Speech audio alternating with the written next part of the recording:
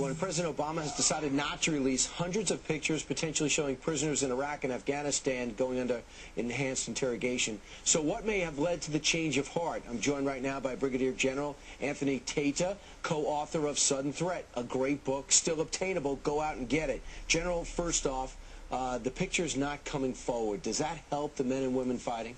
Yeah, I think this is your chain of command in action, Brian. What you've got is commanders in the field concerned about their troops, Secretary of Defense concerned about their troops, Commander-in-Chief concerned about troops. Good decision not to release the photos. It's a war of ideas and information as much as it's a war of beans and bullets. And so these photos, are if they're released, be like giving the enemy some ammunition and say, have at it. So the cleansing aspect that some have talked about and called for, you say does not outweigh the potential damage. Now let's take care of our troops on the ground.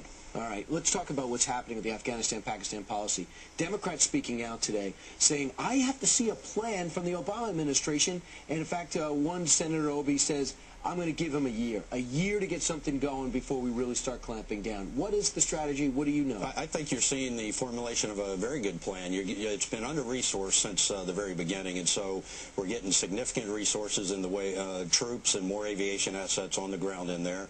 You're getting General McChrystal, the preeminent warfighter in our active duty Army today, and those two combined really make for a good solution in Afghanistan. And when you think about Afghanistan versus Iraq, Afghanistan's one-third larger, has 5 to 8 million more people than Iraq, infinitely worse terrain and far less infrastructure. We've had 3 brigade combat teams in Afghanistan versus 20 in Iraq, and so this fight has been under-resourced, right. And so now we're resourcing. But you know, you school me and tell me you don't want a big footprint in Afghanistan. Alexander the Great couldn't do it. The Brits couldn't do it. I mean, history tells us. But Brian, it's a counterinsurgency, and so you got to secure the people in a counterinsurgency. For example, in the poppy-growing regions in Helmand Province, we will now have enough troops to go in there and secure those areas so that the farmer doesn't have a gun to his head to grow poppy, and we can do alternative crops on the ground. Thumbs up, thumbs down, letting the Pakistanis see some of the drone surveillance footage before we send out the Hellfire missiles? Well, I think that we need to have the Pakistanis understand what threat is in their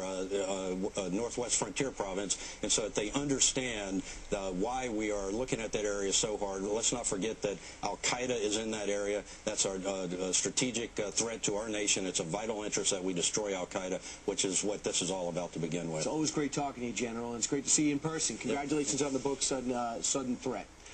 Meanwhile, moving straight ahead.